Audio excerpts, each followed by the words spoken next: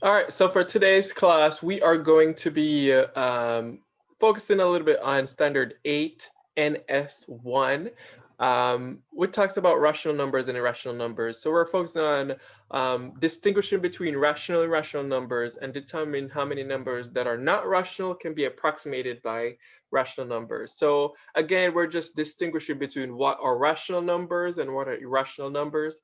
Um, Success criteria states that I will be successful when I can explain the difference between a rational number and an irrational number, and then also convert a repeating number to a simple fraction, ooh, and estimate a non-perfect square between two integers, okay? So those are three things we'll focus on for today. I'll break this video up in several pieces, so you'll have to go back and watch some other ones. But the first thing we're going to look at is just distinguishing between rational and irrational numbers. So this is like a quick example of something that I found, where you have real numbers.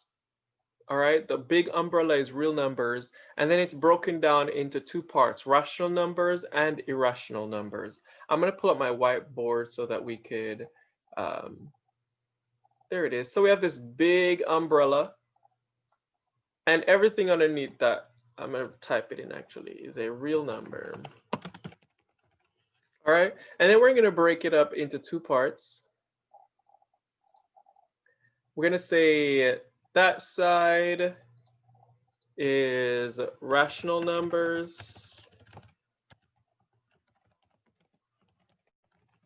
and this side is irrational numbers. Some examples of irrational numbers are, for example, pi. All right, pi is an irrational number. Oh wait, I need to switch to pen. Pi is an irrational number. 3 pi is an irrational number. It has the pi with it, so it becomes irrational. If I have square root 2, we know that square root 2 is not a perfect square. So since it's not a perfect square, then it tells me that it's irrational. Okay, this is just a brief overview going through some examples of what rational numbers are and irrational numbers are. Another one would be square root 3.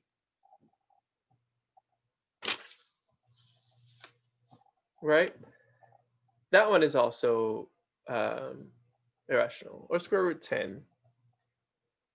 Oh, what if I did square root negative square root 10 pi?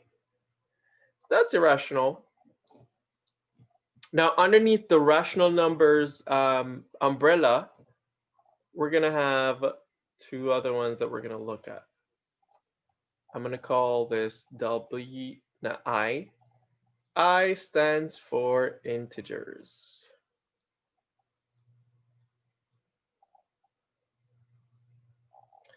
And then we're going to do one more. That's going to be W. W stands for whole numbers.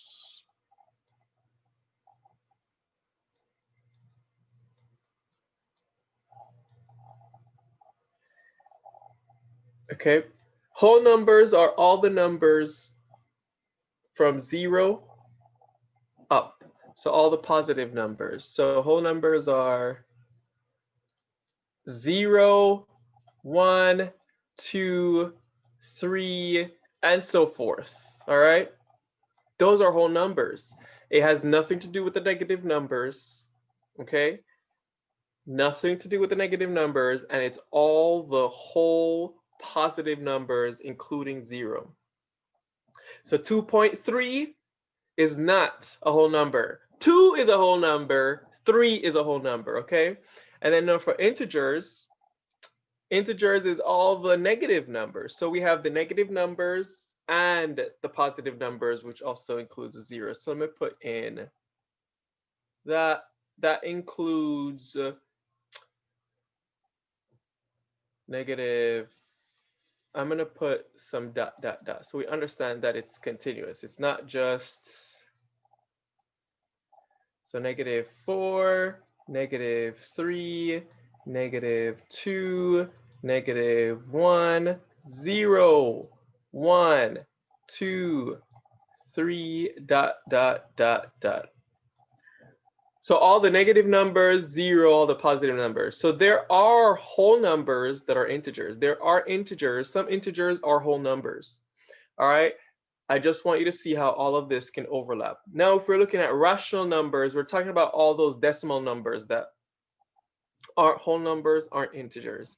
So for example, 3/5. All right, we know if we put that in the calculator, it's going to give us a decimal form. -8/2. Actually, let's not put that one in there. 21.6. That's one. 3.56. That's a rational number. Okay, 2/3. We're talking about all those fractions and decimals that aren't necessarily integers or whole numbers. They could be negative as well. So we have -2/3. That's a rational number. What I want us to look at is, let's look at this one I just realized. So would you say √2? What is √2? Where would √2 fall on? Not √2, √4. Where would √4 fall under? What's the square root of 4? 2. Yeah. The square root of 4 is 2. And since 2 is a whole number, it would fall underneath the whole number category. So technically, square root 4 is a whole number because we could find it. If it was a number that we can't necessarily find the exact square root for, if it's not a perfect square, then that becomes an irrational number. Okay. So also, if you look at negative, if you do minus square root 4, that's going to be -2, which makes it an integer. All right. So again, these come in different forms. You just want to be able to identify what the different classifications for numbers are and how we separate them.